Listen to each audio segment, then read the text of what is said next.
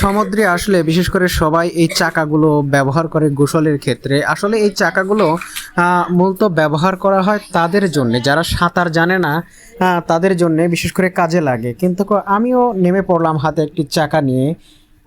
যে যাই হোক, দেখা যাক। আমি সাঁতার জানি, তারপরেও যেহেতু সবাই সমুদ্র সৈকতে আসলে এই চাকা নিয়ে গোসল করে, সো এই চাকা নিয়ে গোসল করার ভিতর ফিলিংসটা কী আছে এটা দেখার জন্যে আমি আর আমার ভাতিজা দুজন নেমে পড়লাম চাকাটা নিয়ে।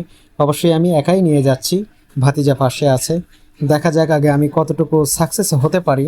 দেখেন কত বড় বড় ঢেউ আসতেছে আমার সামনে, এত বড় বড় ঢেউ যে আমি চাকা নিয়ে যতখানি যাচ্ছি একটা ঢেউ আমাকে ততখানি আবারও সামনে নিয়ে চলে আসতেছে।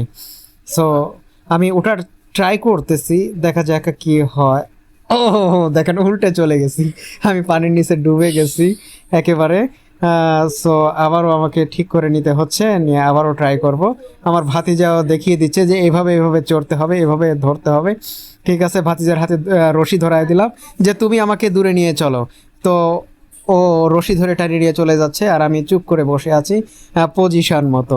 সো দেখা যাক আমরা কতটুকু ফিল নিতে পারি। এই সব টিউবগুলো, বিশেষ করে টিউব বা চাকা, যে যেটাই বলে বা রিংক বলে অনেকেই। সো এগুলো 1 ঘন্টার জন্যে 50 টাকা 60 টাকা করে দিতে হয় ওনাদের, যাদের এই টিউবগুলো। সো আমিও নিয়ে নিয়েছি 50 টাকা দিয়ে 1 ঘন্টার জন্যে। নিয়ে অবশ্যই আমাকে সহযোগিতা করতেছে আমার ভাতিজা। দেখেন আমি বসে পড়েছি আসলে পজিশন মতো। এখন চলে যাব। আসলে টিউবগুলো ব্যবহার করার জন্য বিশেষ করে সুইমিং পুলই সবচাইতে পারফেক্ট আমার জানা মতে। কারণ এখানে যত সমুদ্র সৈকত, এখানে বড় বড় ঢেউ আসে, কারণ এই ঢেউয়ে এই চাকাগুলো নিয়ে চলে আসে একবারে কিন্তু কিনারায়।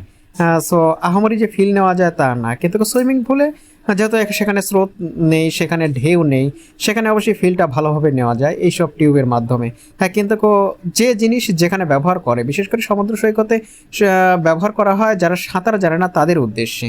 সো তারপরে আমি ফিলটা নিয়ে নিলাম যে দেখি কেমন লাগে।